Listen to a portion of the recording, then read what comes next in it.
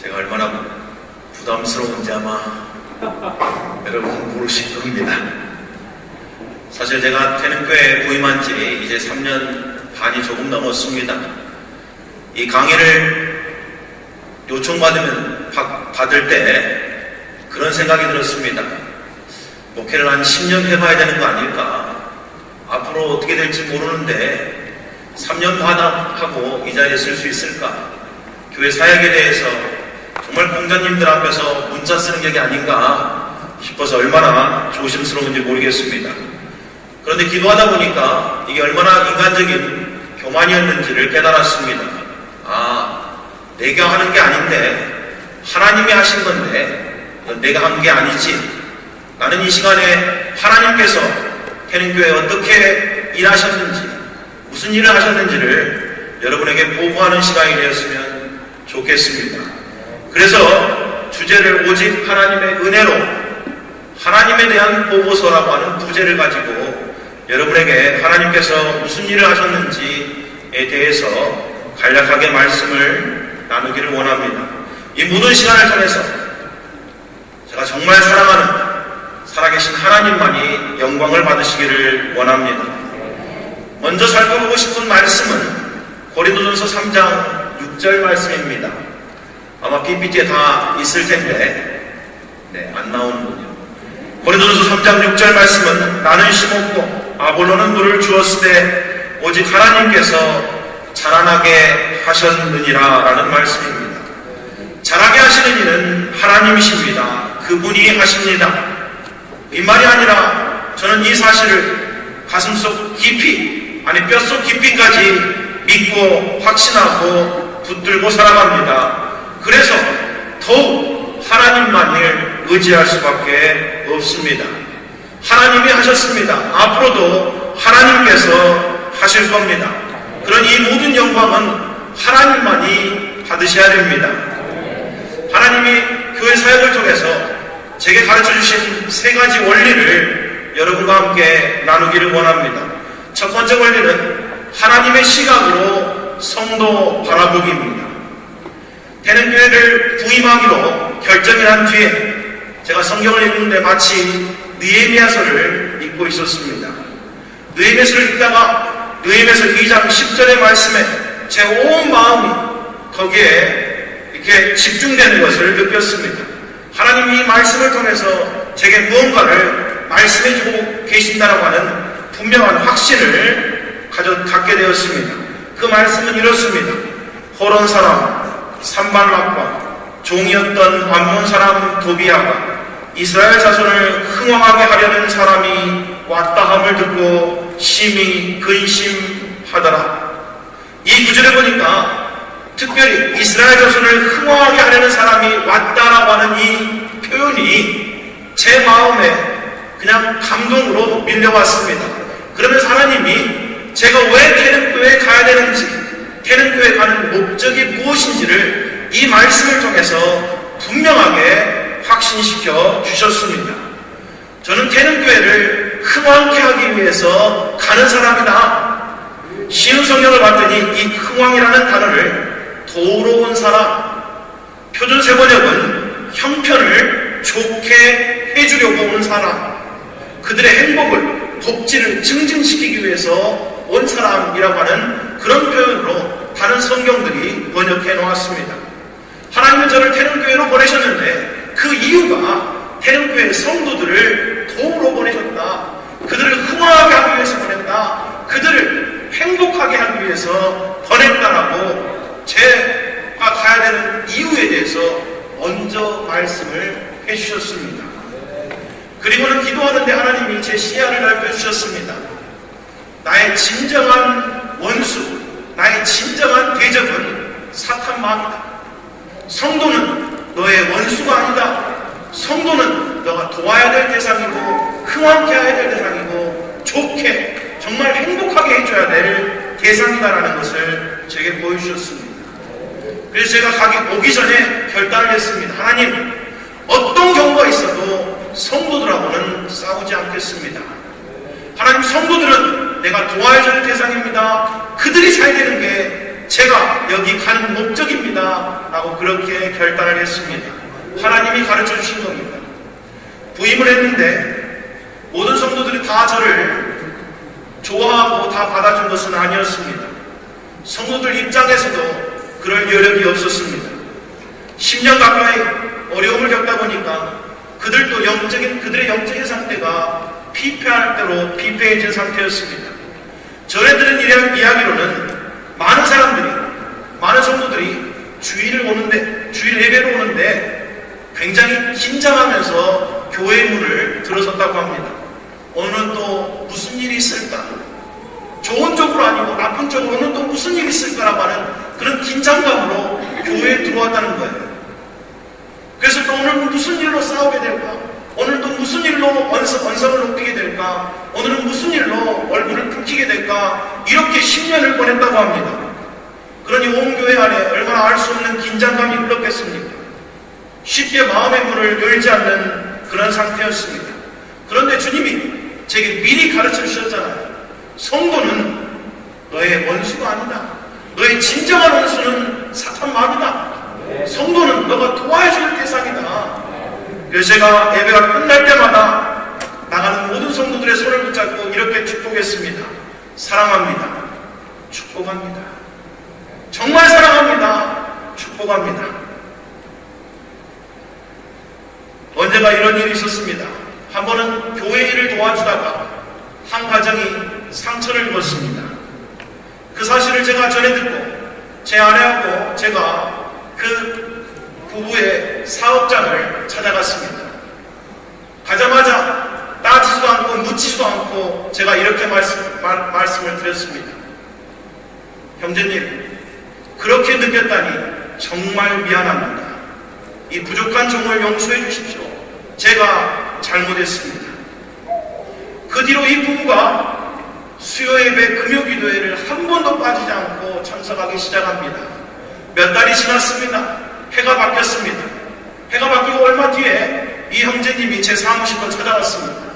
그러면서 이렇게 말하는 겁니다. 목사님, 기도를 계속하는데 하나님께서 지난번 그 일 때문에 목사님에게 용서를 구하라고 제게 그렇게 말씀하십니다. 그래서 제가 용기가 없어서 이제야 찾아왔습니다. 목사님, 용서해 주십시오. 제가 얼마나 감동을 받았는지 모릅니다. 지금도 이 부부가 충성스럽게 교회를 위해서 또 하나님을 위해서 얼마나 귀한 사역을 감당하고 있는지 모릅니다. 저는 지금도 교회 안에서 공개적으로 기도할 때나 개인적으로 기도할 때나 늘상 이렇게 기도합니다. 하나님, 저를 좀 도와주십시오. 하나님, 저를 좀 축복해 주십시오.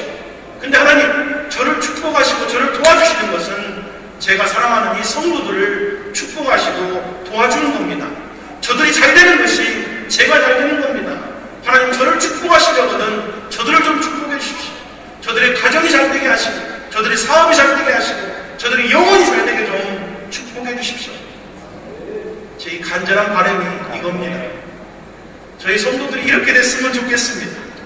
그래서 저는 제 사무실 이 책상 맞은편에 제사장의 기도라고 하는 민수기 6장의 기도를 앞에 붙여놓고 있습니다. 여호와는 내게 복을 주시고 너를 지키시기를 원하며 여호와는 그의 얼굴을 내게 비치사 은혜 베푸시기를 원하며 여호와는 그 얼굴을 내게로 향하여 드사 평강 주시기를 원하노라.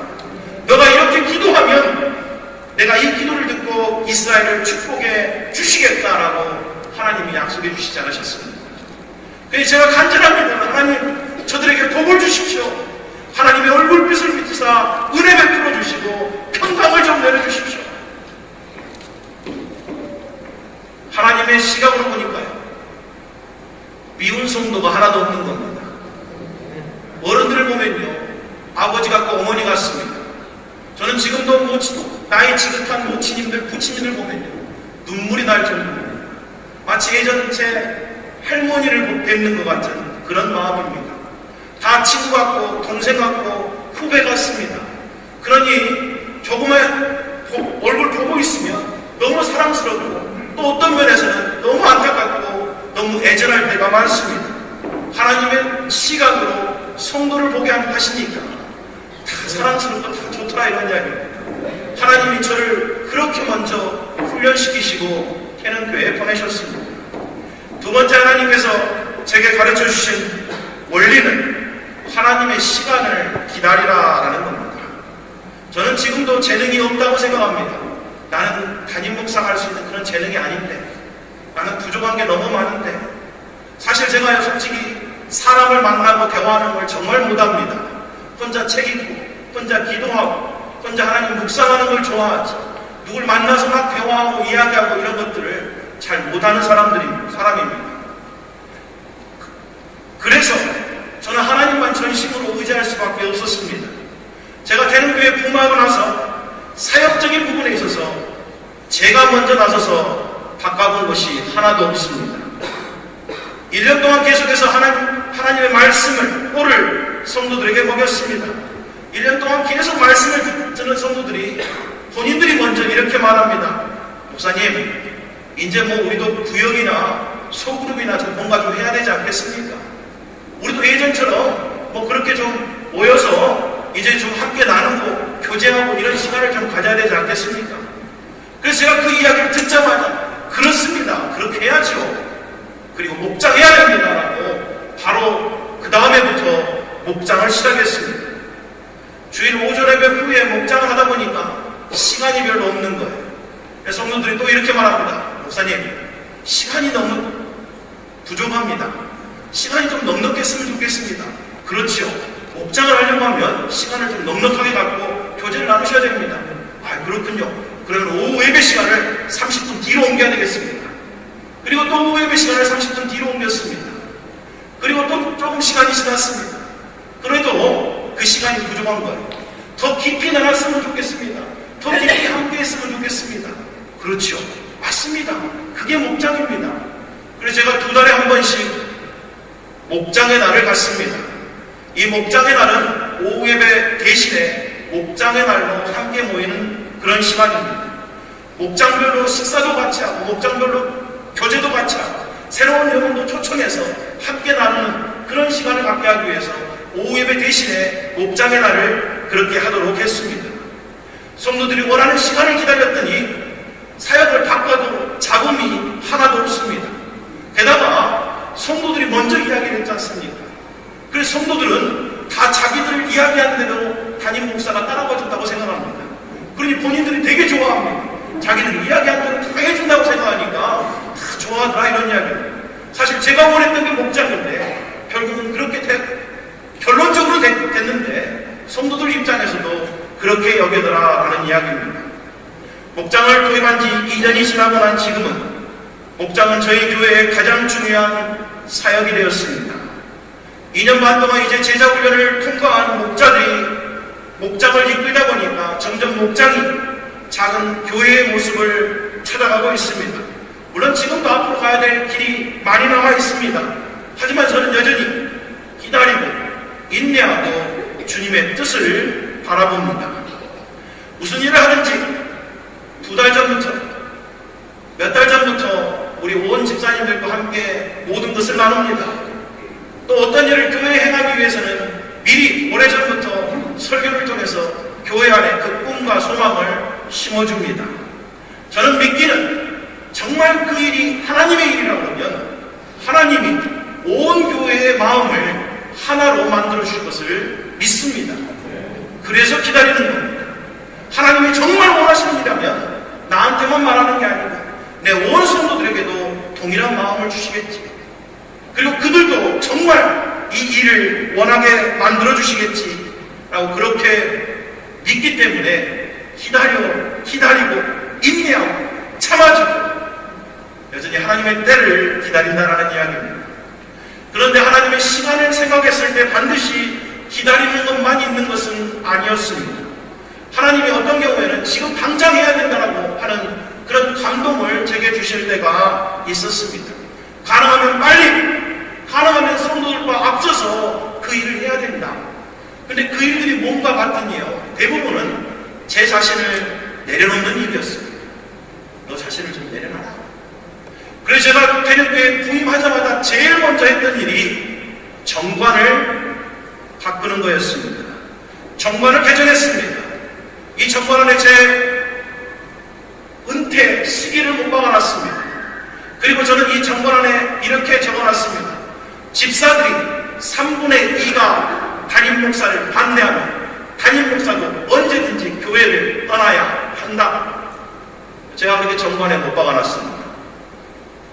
집사들이 나를 이 정도 안 따라주는데 무슨 목회가 되겠냐?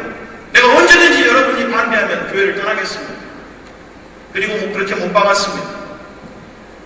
재정도 매달 투명하게 온 교회 앞에 게시해버렸습니다.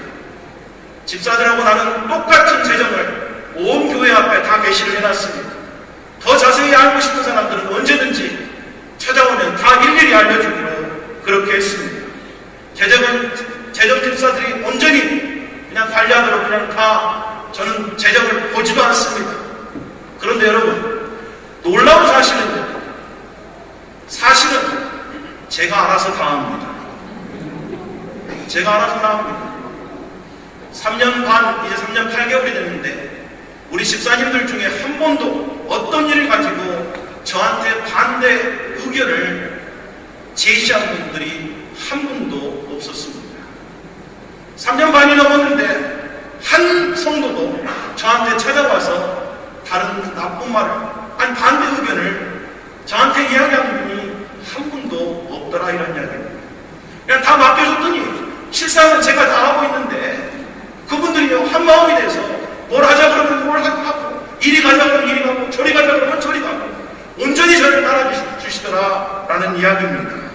하나님이 그렇게 가르쳐 주셨기 때문에 그렇습니다. 좀 기다려야 될 거는 기다려야 되고, 빨리 해야 될 것은 성도들보다 더 빨리 해야 된다는 것을 가르쳐 주셨습니다. 물론 어떤 것들은요, 미리미리 준비해야 되는 사역들도 있었습니다. 제가 교회에 부임하고 났는데 갓난아이들이 한 명도 없는 겁니다. 교회가 어려워지니까 30대, 40대 청년들이 다 빠져나가 버렸습니다. 나이 착한 분들만 앉아 계십니다. 아이들이 없습니다. 애기 울음소리가 들리지 않는 그런 교회였습니다. 그런데 하나님이 제 아내 마음 가운데 소망을 주셨습니다. 아이의 웃음소리를 좀 듣고 싶은 소망을 제 아내 마음 가운데 주셨습니다. 그리고 그것 때문에 저희가 함께 유아실을 미리 만들기로 했습니다. 없는 재정 가운데서도 2층에 유아실을 만들어 놓고 에어컨도 달고 또 모니터도 달고 또 4층에 기존에 있었던 사무실에도 다시 에어컨 달고 미리 깨끗하게 청소해 놓고 미리 올 것을 믿고 준비를 해놨습니다. 그럼 1년 사이에 아이들이, 그 꼬맹이들이 2살 이하 된 아이들이 10명이 넘었습니다. 30대 40대 부부들이 오면서 아이들을 데리고 오기 시작한 겁니다. 이제는 그 준비에는 공간이 작아서 다른 곳으로 옮겨야 될 그런 판입니다. 잠옷실에도 이제 막 태어난 아이들이 또 2명이나 또 그렇게 있습니다. 제가 얼마 길지 않는 목회 경험이지만 정말 하나님께 배운 한 가지는 하나님의 때 하나님께서 하라는 대로 하시면 하나님이 이루신다라는 것이었습니다. 하나님이 하셨습니다. 세 번째 제가 배운 원리는 하나님께만 집중하기입니다. 특별히 예배와 기도만 집중하기입니다. 저는 아까도 말씀드렸지만 정말 목회자로서는 부족한 게 투성입니다. 정말 약한 건 투성이고 연약한 건 투성이고 부족한 건 투성입니다. 그래서 더욱 주님만을 의지할 수밖에 없습니다. 간절히 주님께만 의지할 수밖에 없습니다. 감사하게도요, 저희 교회는 중보기도팀이 있습니다. 주일 오전 10시부터 40분간 예배를 위해서, 저를 위해서 기도합니다. 근데 이 중보기도팀이 어떻게 생겼냐면 멀리 이사를 갔던 한 모친님이 계셨습니다. 수지에 살고 계셨는데 장로교회 다니시면서 이제 본사 직분도 받고 본사로서 거기서 정말 리더적인 그런 사역을 감당하셨는데 교회를 생각해서 교회 바로 앞 아파트로 이사를 오셨습니다. 그리고 그분이 중보기도팀을 이끄십니다. 이 중보기도팀에 한 10명 정도가 오셔서 기도를 하시는데 어떤 분은 저 파주에서 오십니다. 버스 타고 지하철 타고 1시간 반을 걸려서 교회 10시까지 와서 기도하십니다. 어떤 분은 용산에서 오십니다. 여러 번의 지하철을 타고 1시간 이상 걸려서 용산에서 오셔서 교회를 위해서, 저를 위해서 기도하신다라는 이야기입니다. 성가 여러분들과 사역자들은 10시에 모여서 저와 함께 기도합니다. 10시 반이 되면 저는 아내팀과 함께 또 기도합니다. 예배 10분 전에 대표 기도하는 집사님, 또 헌금 기도하는 집사님과 함께 저는 또 예배를 위해서 함께 기도합니다. 저희 교회는 수요 예배보다 금요 심야 기도회에 성도들이 더 많이 나오는 그런 교회입니다. 2달 전부터는 2층 소예배실이 너무 비좁아서 이제는 금요 심야 기도회는 본당에서 드리고 있습니다. 하나님께 절실히 기도할 수밖에 없습니다. 하나님이 도와줘야지 하나님의 교회가 세워지는 것을 알기 때문에 그렇습니다. 무엇보다도 제가 마음속으로 정말 집중하는 사역은 예배입니다. 예배가 예배되기를 원합니다. 그러기 위해서 저는 제가 먼저 예배자가 되어야 된다고 하는 것을 배웠습니다. 우리 교회 찬양 인도를 신교선 목사님이 하는데 저는 이 찬양 시간에 가끔씩 눈물을 흘립니다. 그냥 찬양 자체가 너무 은혜가 됩니다. 찬양 자체가 너무 축복이 됩니다. 저는 찬양할 때 온 마음을 다해서 찬양합니다. 다음에 설교하든 말든 내 마음과 전심을 다해서 살아계신 하나님께 찬양드리고 싶습니다. 그러니 감동이 되고 눈물이 날 때가 많습니다. 하나님 앞에 찬양하는 때, 기도할 때는 전심을 담아서 함께 기도하기로 합니다. 말씀을 전할 때는 이것이 하나님께 들려지는 예배라는 마음으로 하나님, 저는 지금 설교를 통해서 하나님께 예배합니다. 하나님, 내 예배를 받아주십시오. 온 교회가 예배되기를 위해서 기도합니다. 그래서 토요일날 사역자들끼리 모여서 전심으로 내일 있을 예배를 위해서, 하나님 예배가 예배되기를 위해서 기도합니다. 그러기 위해서 우리가 먼저 예배자가 되게 도와주십시오. 우리가 먼저 성령 충만하게 도와주십시오. 우리가 먼저 하나님의 말씀대로 살아가는 사람이 되게 도와주십시오라고 그렇게 기도합니다. 예배에 온 마음을 쏟아붓습니다. 절절한 마음으로 말씀을 준비하고 정말 하나님이 이 말씀을 통해서 우리 성도들 마음 가운데 변화를 주시고 축복을 주시기를 사모하는 마음으로 기대하고 소망합니다. 그래서는 저희 교회 예배가 너무 좋습니다. 하나님의 임재가 느껴지고 예배 분위기가 너무 좋고 예배 가운데 하나님의 은혜가 있습니다. 기도와 예배 가운데 성도들이 변해가기 시작합니다. 그들의 삶 가운데 간증이 넘쳐나기 시작합니다. 예배가 좋다고 사람들에게 예배 와보라고 하는 스스로 간증하는 사람들이 나타납니다. 주일 예배를 말씀을 듣지 못하는 교사들은 홈페이지에 가서 예배를 다시 듣고 어떤 일들은 일주일 내내 동일한 예배를 계속해서 무한 반복해서 듣는다고 그렇게 이야기합니다. 기도와 예배로 하나님께 집중을 하니까 성도들이 변하고 즐거워하고 행복해합니다. 저희 성도들이요, 얼마나 웃는 얼굴인지 모릅니다. 얼마나 행복한지 모릅니다. 예배가 얼마나 흥겨운지 모릅니다. 하나님이 하셨습니다. 저희 교회에서 전에 나갔던 성도들이 돌아온 경우가 한 명도 없습니다. 아니, 저희 장모님하고 가족 말고는 한 명도 없습니다. 대부분 새로운 영혼들로 채워졌습니다. 그런데 이제 3년 반이 조금 넘었는데 작년부는 거의 배가를 했습니다. 청년부도 이제 자리를 잡았습니다. 우리 학생부는 날마다 매주 사람이 더해집니다. 주일학교는 유아실이 이제 부족해서 더 큰 곳으로 옮겨야 될 판입니다. 유치부를 새로 신설해야 될 그런 시점에 와 있습니다. 하나님이 하신 겁니다. 게다가 저희 주변에는 대형교회들이 많이 있습니다만 대형교회가 많이 있는 게 중요한 게 아니고 지금도 수많은 죽어가는 영혼들이 너무너무 많습니다. 제가 그래서 사역자들에게 늘 이렇게 말합니다. 교회 다니는 사람보다 교회 근처에도 못 가보고 죽어가는 영혼들이 더 많다. 한국 사람의 80%는 여전히 교회를 나가고 있지 않다. 10명 중에 8명은 교회를 나가고 있는 게 아니다. 우리 눈에 아무리 큰 교회들이 많이 모여도 우리 많이 주변에 보여도 여전히 80%는 교회에 나가고 있지 않다. 아직도 우리가 당해야 될 영혼들이 많습니다. 그래서 저는 하나님을 기대합니다. 하나님이 하셨기 때문에 앞으로도 하나님이 하실 거라고 하는 확신이 있습니다. 제가 늘 가슴에 새기는 성경 말씀 구절이 있습니다. 고린도전서 4장 7절 말씀입니다. 누가 너를 남달리 구별하였느냐?